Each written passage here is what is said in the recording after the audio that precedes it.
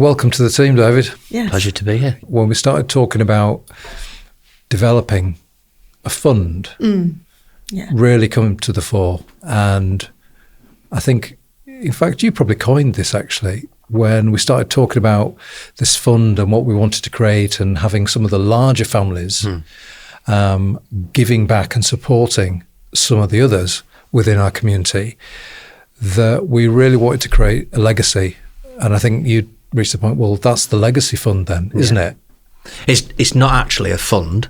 It's matching the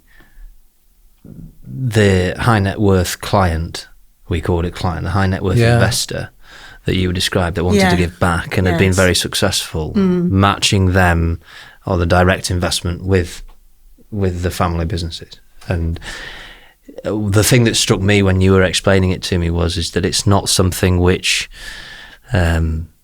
it's not an area of private equity investment, isn't family businesses. The main private equity funds do not focus 100% on family businesses.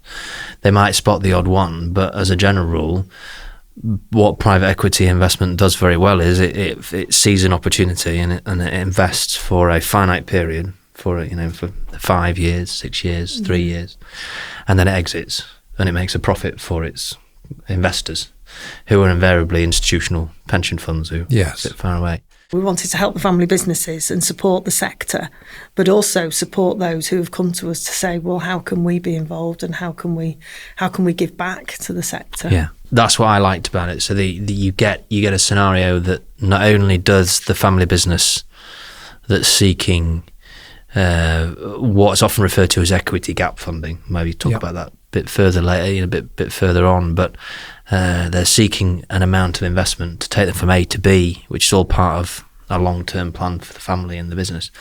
But what also comes from that is all the additional knowledge and all the qualitative as well as the quantitative that is available within the community. And so you end up with access to not only professional investment management and equity investment, but you also access years of experience from some of the funders. And that's what we found, I don't know, quite unique, I think, that this is about sort of an investment coming towards the business, but more importantly, the skill set and knowledge and experience. We always talk about knowledge transfer, I was about to say, it's the knowledge transfer. So that knowledge transfer brought in to those families, to whether it's to directly sit around the boardroom, the breakfast table as we often refer to it, but that table to help and guide that business. So it's a family to family with an investment over a long term period is what we're discussing here, isn't it?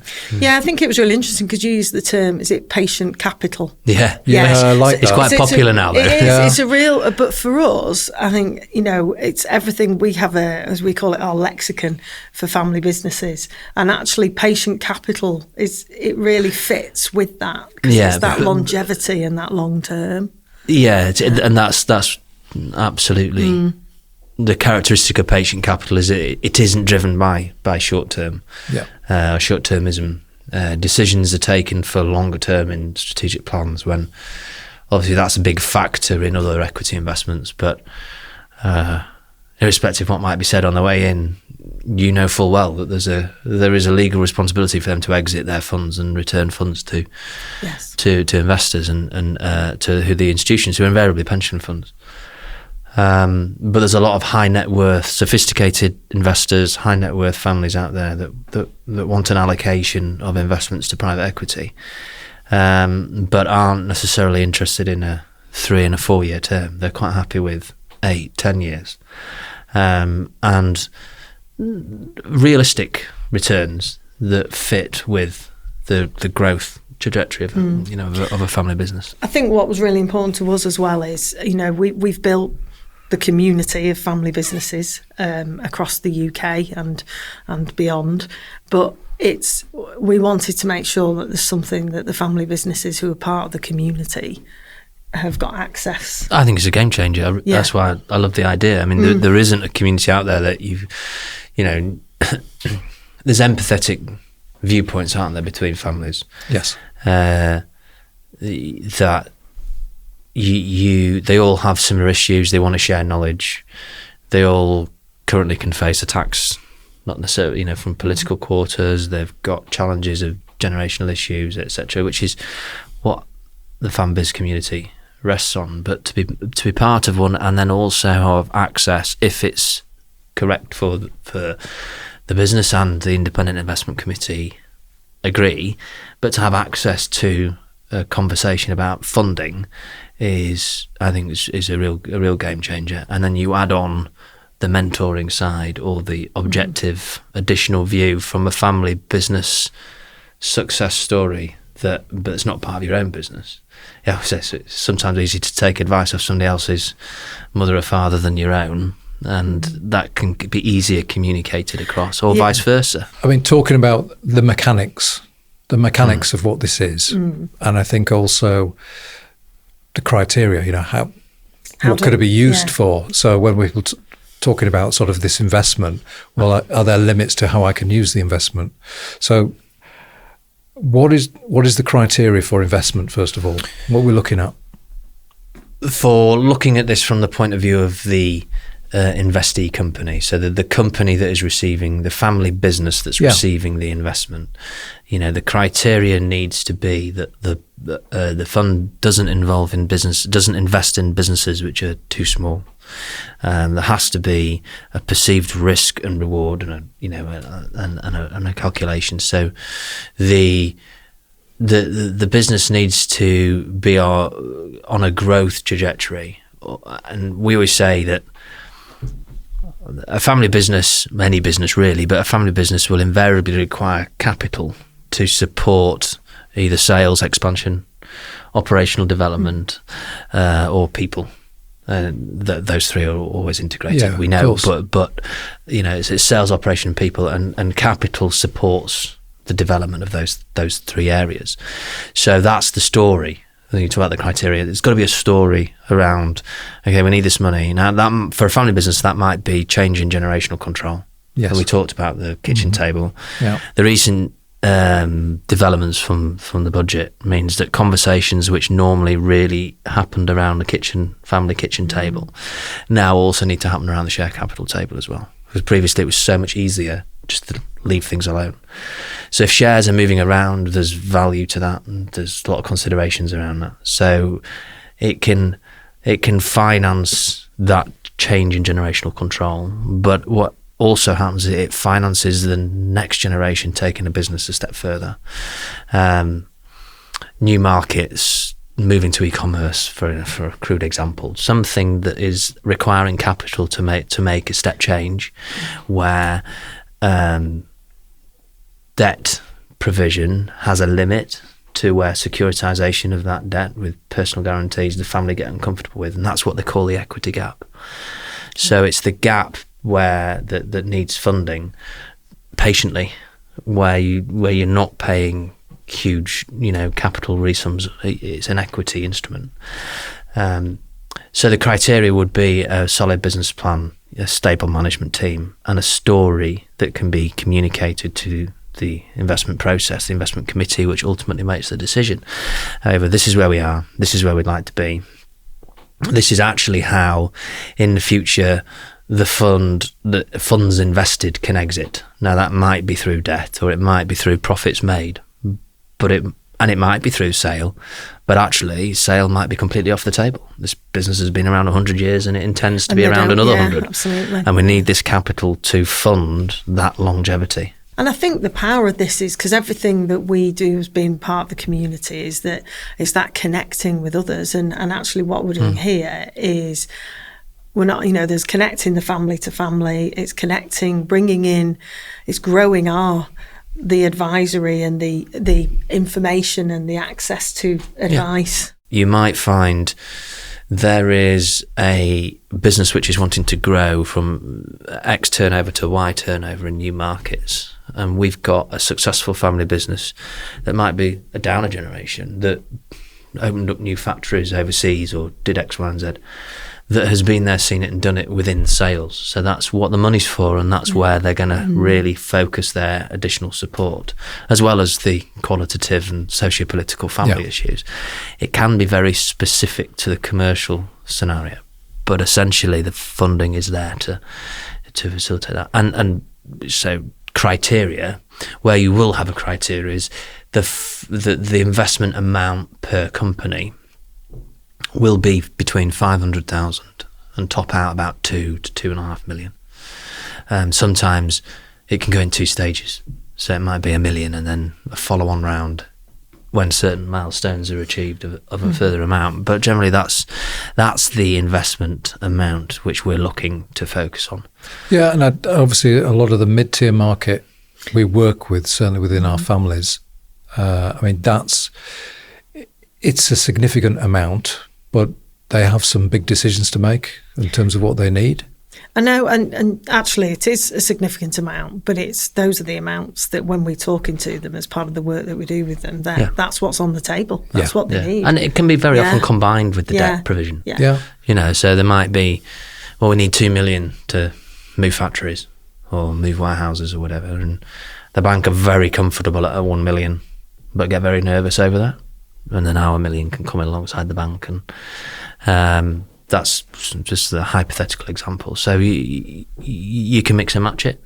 It can be 2 million equity check and more. All depends on the size of the business, and again, the quality of that story across those 3 areas, and so the quality of the growth story, the stability in the management team, and obviously the profitability. Less so much turnover, but more, you know, what is the sustainable profitability that can underpin the risk and to reward. As part, you know, we get to know a lot of the family businesses that come to us through different parts of working with them alongside within the family business community. So some of the support, some of the areas that they need, that's what's, I think, so promising and like really fulfills the potential here, because there's our advisory of what we work with the families, but then we can start to bring other advisors in to help get them ready, almost get them legacy fund fit. Well, as we said, the storytelling, as David said, I mean, that's everything about what we do. Yeah. Storytelling. So getting them fit and ready for that, then, you know, the conversations can start. Yeah, and so it's preparing the story, but then the investment case can sometimes rise and fall over the sustainability of the story afterwards. So it's not just getting them ready; it's that's why we're going about management team. You know, how robust is that for the 5-10 years that this investment is going to be? Certainly, I say it might be less, it might be 3, it might be 5, but whatever it is, and each case will be different. And that's what's the flexibility of this funding approach is paramount. So, it doesn't, each individual investment is assessed and stands up on its own. Yeah. You don't have a fund that goes, hence me saying it's not technically a fund from a regulatory point of view, because it doesn't have a set criteria that it must invest this much per this term and this, that and the other. So I think that's an important distinction between the two. Where the business is now, where it's going to go, and where it's going to keep going afterwards. Yeah, and that's when the advisors are really important. We have now got family investors out there. There is an investment fund. Yeah, I mean, so there's two audiences, isn't there? From the community point of view, we've been focusing at the moment on the investee company. And that criteria and the story and the 3 things. The other side is the high net worth family that want to give back, but they've made good money. Most of our clients, and they are clients, so we don't have institutions who are pension funds. We have high net worth families, multi-generational high net worth families that want to invest in businesses which they have a degree of empathy with. They've got similar values, degree of empathy, and it's not a black hole of investment. I just give my money to an investment manager and see them again in 5 years. Unless they're an official mentor of the business through what you guys are creating, they can't just go and knock on the door of the business, but they're fully aware of where their money's going, and they've designed their portfolio of what they want to invest in. So we sit with the family and go, we want to diversify our wealth, and we want an allocation into private equity, but we don't just want to give it to an institutional black hole fund. We would like to give back. We want, maybe if we had 10 investments, we want to mentor one of them, but we want to know what's happening with the rest. And that is a big part of the solution here for the community. There are members of our community that have been very successful and are wanting to invest, and because it's not technically a fund, it has taxation benefits the same as if they own the shares in their own company. Yeah. So albeit it's changed with the last budget, 20 is still better than 40. So it's a way to invest their money in something that they are aware of, that they've been part of designing their own portfolio as a family. But they've got to be sophisticated high net worth investors, and they've got to go through the regulatory and compliance onboarding, which is not unusual for high net worth investment solutions. But that's so they go through their own onboarding process as a family. So they might do it with other families they know, but it's very bespoke to them. Yeah. To that family, and you get that private, personal approach from the community. So I think we're striking a good balance between peer-based investing, like investment clubs that people talk about, and a bespoke solution to the member of the community we're talking about. Yeah, absolutely. And I think that's also what I really liked about the concept, that we can do both. So I suppose that, in terms of the call to action, as we always say, but from a family, if it was a family business, it's either it's to make contact. Yeah, so they need to get in touch with the community and say, listen, I've got a story around these three things, and I think our family could do with investment, and I've got a story that I want to expand. Yeah, absolutely. I've got a story as why I need investment. Yeah, and I think we're suitable, and I wouldn't prejudge whether you're suitable or not. I would get in touch with us and have the conversation. And if they're looking for investment, then we'll add value to that conversation anyway, won't we? Because there's going to be something that they want to talk to us about. So that's where I'd start for the investee company.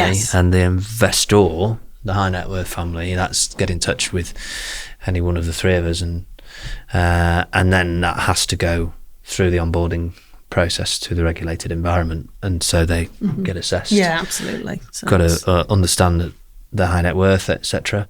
Well, we now have the details, which we've just put to coincide with this podcast, live on our fanbasecommunity.com, obviously on our website. It'll go to the legacy page. There's a contact form which will come only direct to you or I, Dave. And that's again for confidentiality reasons. It won't go to the rest of the team. And then obviously we'll have an initial conversation, get some more information, and then start to then bring your team into it, David. Yeah, and then if it's a company wanting investment, when we meet the management team or have a call and go through the story, as we said, and then if it's a family wanting to invest, then similar thing, just meet them and meet them with yourselves and go through that. Yeah. Well, everything we always say, it all starts with a conversation. So that's, how to get in touch is sort of either fill the form in or it's nationwide as well. That's the other thing. So our community is quite big, isn't it? So since I've become part of the team, it's you realise the sort of the scale really is national. No, we are. Our activity is across the UK, and we do North West Awards, we do the Yorkshire Awards, but we're about to do home counties in the south. Yeah, there'll be an announcement of a third regional awards coming soon. But there's a lot of businesses all over.